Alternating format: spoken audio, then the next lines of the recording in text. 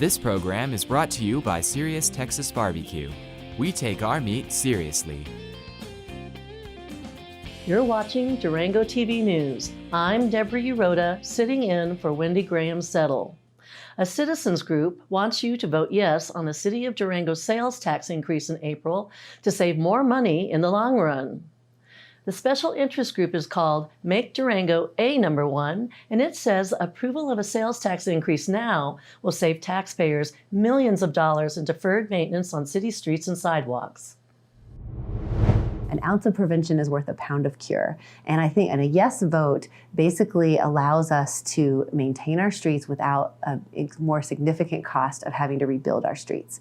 And if you look at, it costs about $4 to $11 per square yard to maintain a street, and to rebuild a street is about $40 a square yard. And we saw that with Florida Road and the rebuilding of that. And it cost our community millions of dollars more. And that's really what this is. This is, a yes vote allows our community to save an incredible amount of money as taxpayers.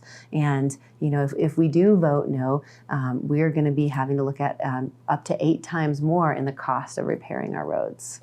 The City of Durango has proposed a half-cent sales tax increase to repair and maintain city sidewalks and streets.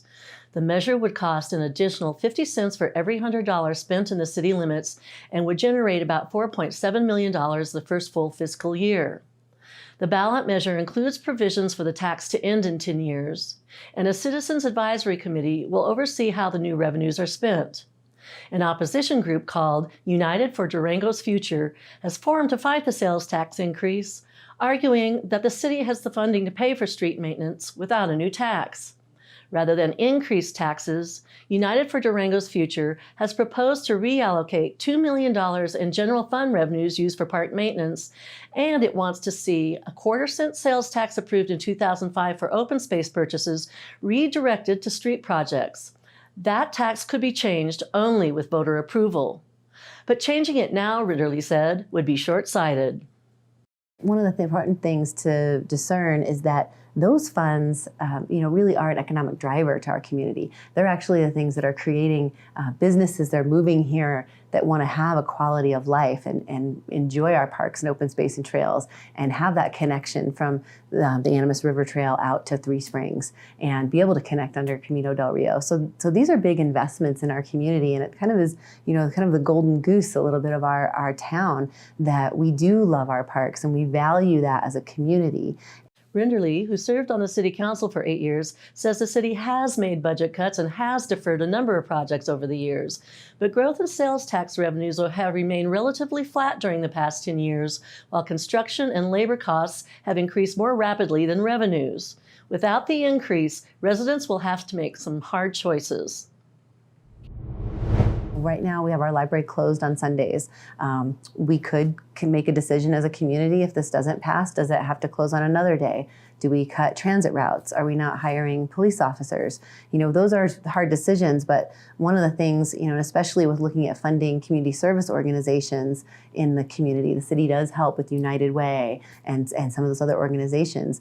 But those things are some things we can't cut, when you have police routes, when we have to plow our streets. And so the things that we would have to cut were the things that affect the population of our community that probably needs those services the most.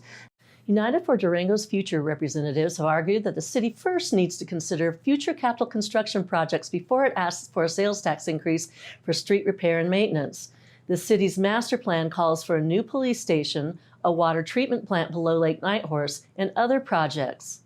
But Rinderly argues that citizen priorities change over time, and so do funding opportunities. For example, in 2005, voters approved 2 quarter-cent sales taxes, one for open space purchases, the other to pay off construction debt on Florida road improvements and the Durango Public Library.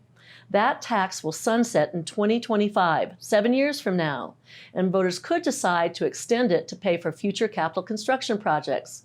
No matter what, voters will have to approve each project as they come along. One of the things we need to know is communities' priorities change over time. And we also don't know what we're going to be able to leverage through other grant funding and whatnot. So I do think while we are aware and have this 15-year plan with the city, it's important to see what opportunities present themselves and how the needs and goals of the communities change over time. If you'd like to read a more detailed analysis of the proposed sales tax increase, visit a1durango.com. I'm Deborah Uroda for Durango TV News.